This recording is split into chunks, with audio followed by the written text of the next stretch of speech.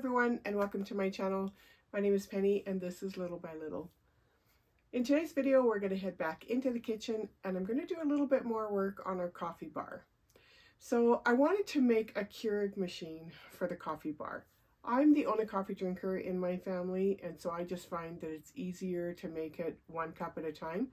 But I wanted my Keurig to also be able to accommodate my company because, let's face it, that's the point of the house. So I've decided to make a Keurig machine that has a single cup on one side and a coffee pot on the other. Now this machine is just made from some leftover chipboard that I had from another project and a cap from a marker pen. I also wanted to make a few little accessories. I didn't film them all, but I did film how I made my little coffee bags, and you'll find that near the end of the video. So without further ado, let's get started on our coffee machine. So the first thing that I needed to do was to find some images for the pot that I wanted to make. Now I have a Keurig, but it's a single cup Keurig, and I really wanted this option of having the coffee pot. So I just went on to Amazon, and Amazon is great because it'll show you lots of different views of a product, and it'll also give you dimensions. So that's really important. So this is the one that I'm going to make. It does have a single serve on one side and then the ability to make a pot of coffee on the other side. So I've printed off this front image, but I've also done an image from the top and then one of the pot itself. So hopefully using these 3 images, I'll be able to put this Keurig together. Rather than wood for this project, which is what I typically use, I'm going to be using up some of this scrap chipboard that I have. So this is about a 1.5 millimeter thickness, and I have all these extra pieces from previous projects, and so I'm going to use as much of this as I can. I created a template for all of the pieces, and I'm going to do my very best to attach a PDF for you in the description box below. I have never tried to add a template. I've been doing some research. I think I know how it works, but I won't actually know until the video launches if it's going to be a link that you can access. I cut out my templates, and then I just use that template to cut out the pieces. So for the back piece, you'll need 5 of these pieces together. So I've cut out 5 here. For your lower base, which is where your coffee pot will sit, I've cut out 2. For the top section, which is where your basket will sit on the side that has the coffee pot and where your Keurig pods will go on the right, I've cut 5 of those as well. And then I've cut just 1 piece for the top of where the Keurig pot goes. So these are my pieces. So the first thing that I'm going to do is glue these all together. So I'm going to glue all of my back pieces together, all of my base, all of my top piece. The only one I'm leaving free for right now is this little guy here. So if you're going to be using a water-soluble glue, you'll definitely want to either clamp or weight down these pieces as they dry so that you don't have any warping. I'm just going to be using Eileen's Quick Dry Tacky Glue, and I'll glue each of the pieces together and make sure that at least one side is flush. These pieces I cut with the template, but they're not exactly the same. That's my bad cutting skills. There's like a sliver of an overhang on one of them. So I'm just going to make sure that at least one side is nice and flush. It'll just save you time when you're doing any kind of sanding at a later time. So these 2 sides are nice and flush, and then I'll just keep adding these on until I have all 5 pieces.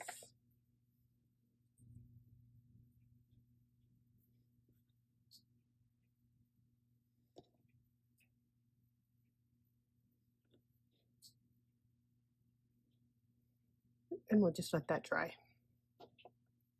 Once those are all glued together, I just went in with a little bit of sandpaper and just sanded around the edges. I'm going to go around also with some wood filler because I don't want these ridges to show through the paint once it's done.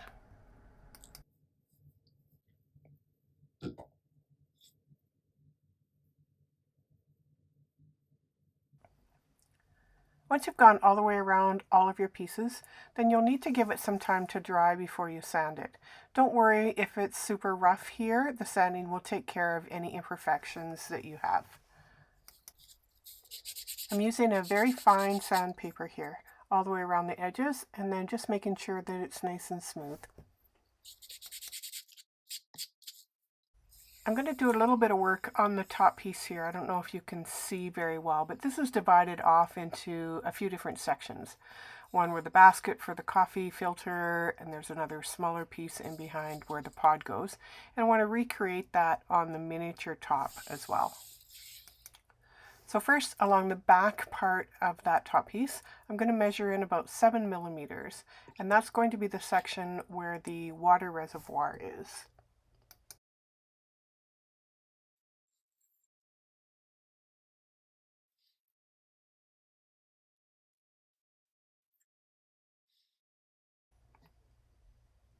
And then I'll just draw a line from one side to the other.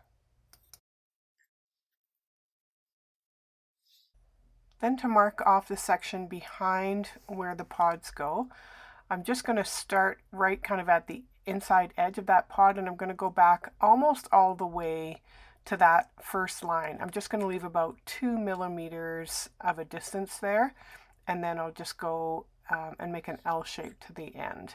So that should match the top of my actual picture fairly well. Next, I'm going to very lightly score where all of those lines are. So this is a very shallow cut that I'm doing here. Do not cut down too deep. We just need to score it so that we can make a little bit of an indentation.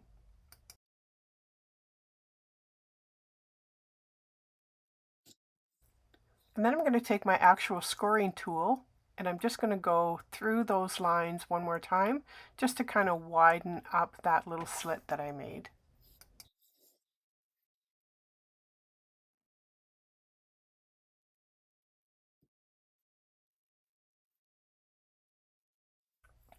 I decided to paint all the pieces before I put it together, so I'm going to start with some gesso. So gesso acts as a really good moisture barrier, and if you're working with paper, which is what this is, it'll stop any kind of warping. Now these pieces that are 5 layers thick probably aren't going to warp, but possibly that base piece, which is only 2 pieces, may. So I'm just going to play it safe here and just paint them with some gesso first. Once the gesso is dry, we're ready for paint. So there's certain parts of this piece that I'm going to be painting this metallic silver, but I always find that putting down a layer of gray first helps make that silver stand out better. Starting with the base piece, I'm just going to paint the edge.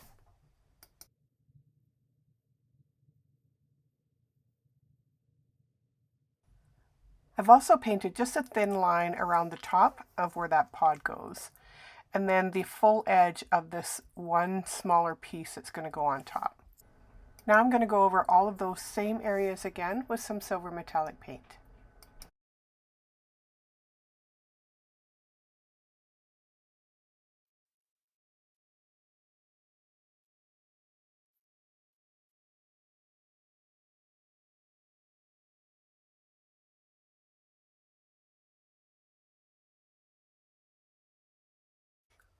All the rest of the areas on this Keurig are going to be black.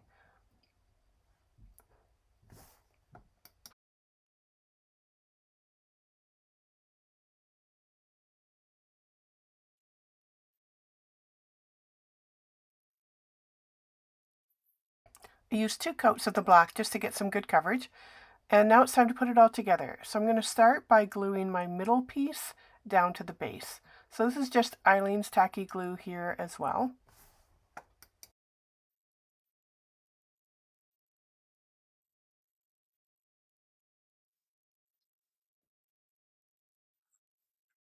And I'm gluing it now to the back of the base. So this is the side that does not have the rounded corners.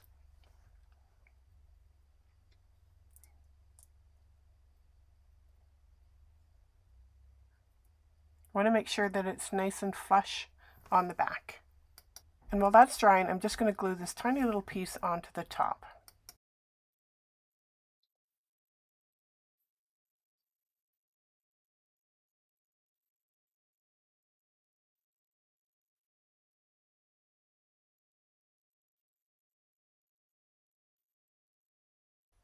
This little piece just adds an illusion that maybe that might open, even though on this, of course, it doesn't.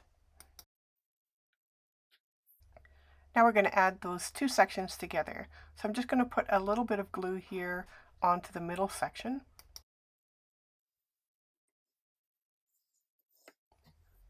And then we'll put those two together.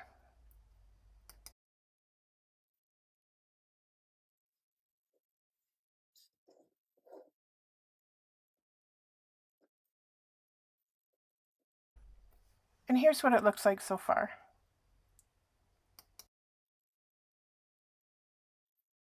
For the coffee pot, I found just a lid off of a marker that I think is probably pretty close to the right size. And I just sawed off the end of it and then just kind of trimmed off any rough edges there. So what I'm going to do first with this is I'm going to make a bottom for it. And I'm going to do that using some hot glue.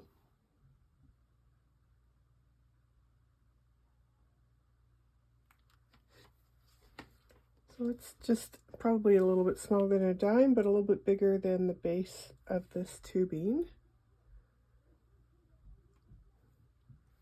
So just push the tubing in there and wait until that glue cools off a little bit.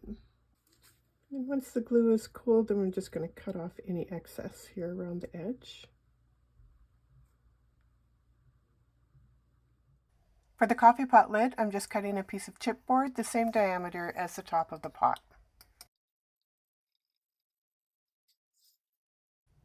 Once you have it cut out, if your edges aren't completely smooth, you can just take an emery board and just sand them down just a little bit.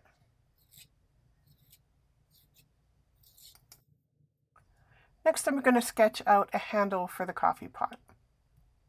So this is nothing fancy. You do want to make sure, though, that you're checking that the size is going to work for you.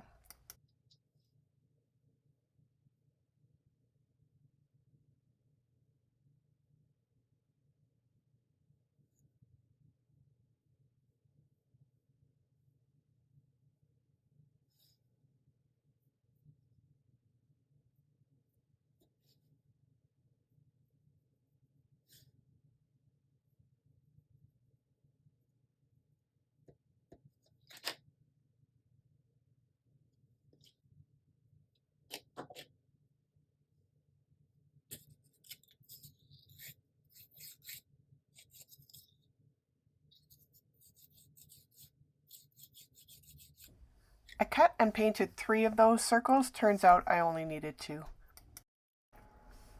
And hopefully you can see here that I've cut out a small notch, which is where I'm going to create a spout for the pouring. I'm using a piece of black cardstock, which I folded in half, and all I'm going to do is cut off a small triangle off of one corner.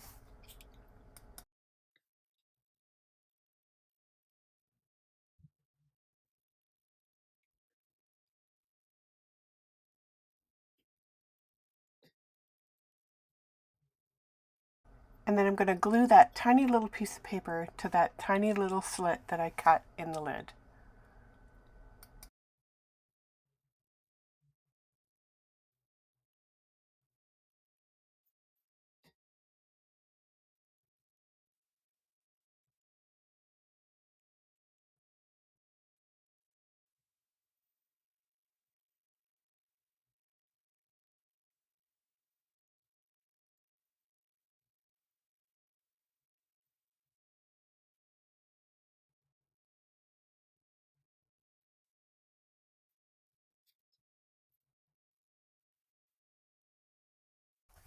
I'm sorry, I know it's so hard to see. The camera doesn't even want to focus, it's so small.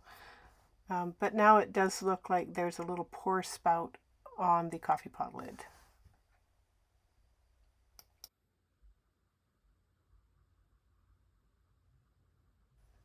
Now I'm just going to glue the lid and the handle onto the pot.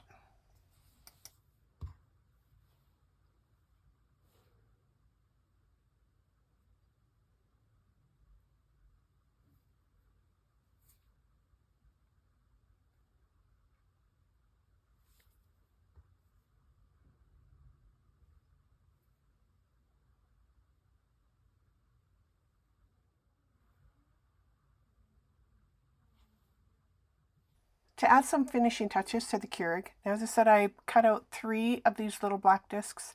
Turns out I'm only going to use 2. And then I'm also going to use this little tiny washer and a piece of silver vinyl. So to start, I'm going to glue the washer to the black circle.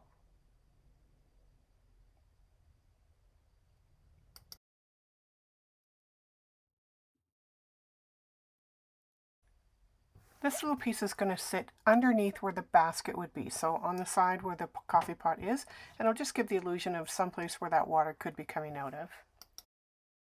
Before I put that in though, I'm going to put in this little piece of silver vinyl. So this will be like the warmer spot for where the pot will sit.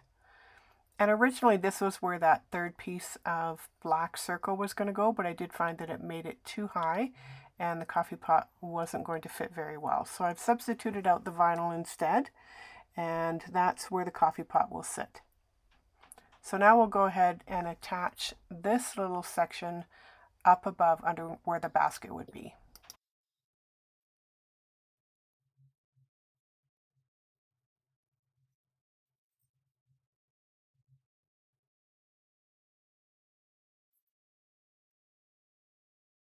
I printed these little Curig logos off of Google Images, and I'm going to use these to accessorize the coffee pot. From the smaller black circle, I cut away everything except for the Keurig name. With a little bit of glue on the back, I'm just going to glue this piece to the front of where the coffee pod would go.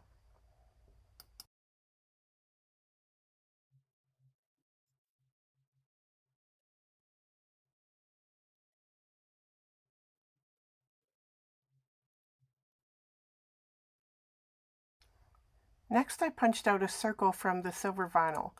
The circle is about 1/4 of an inch or about 6 millimeters in diameter. Then I cut out this very tiny little K in a circle shape. That circle turned out to be about 1/8 of an inch or about 3 millimeters in diameter. I glued the silver circle down first onto the right side of the Keurig.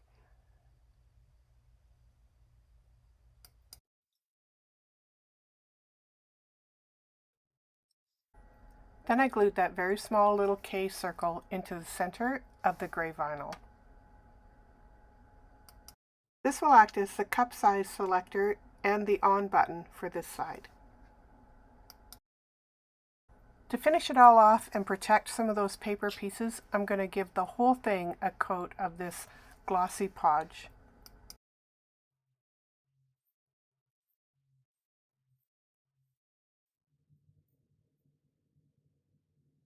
I used a little bit of tacky wax to hold that pot in place, and then I also have this little tiny cup to put under for the cup size.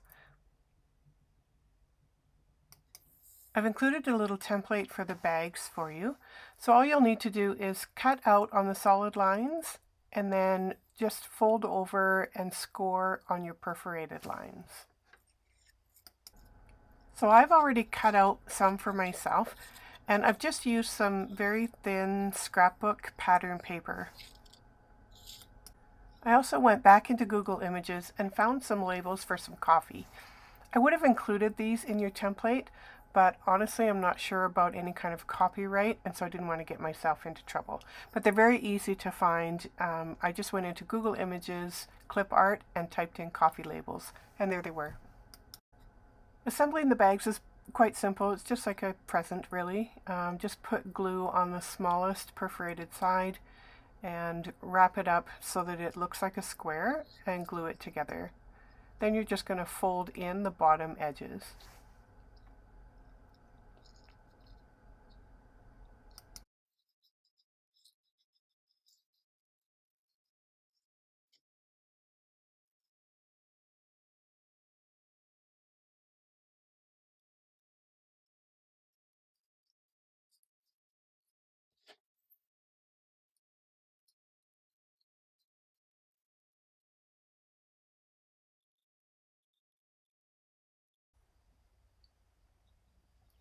I also squeezed in the side a little bit so that it looks a little bit more like a paper bag. Now you don't have to do this step, you can just leave them empty if you wish, but I added a little bit of pillow stuffing in there just to make it look like there was something in the bag.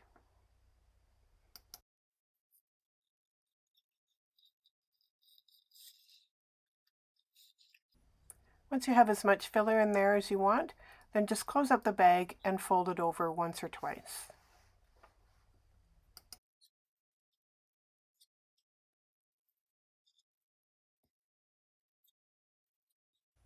I used a little bit of glue just to keep it from opening. I cut out a few labels that I liked and then just glued them to the front of the bag.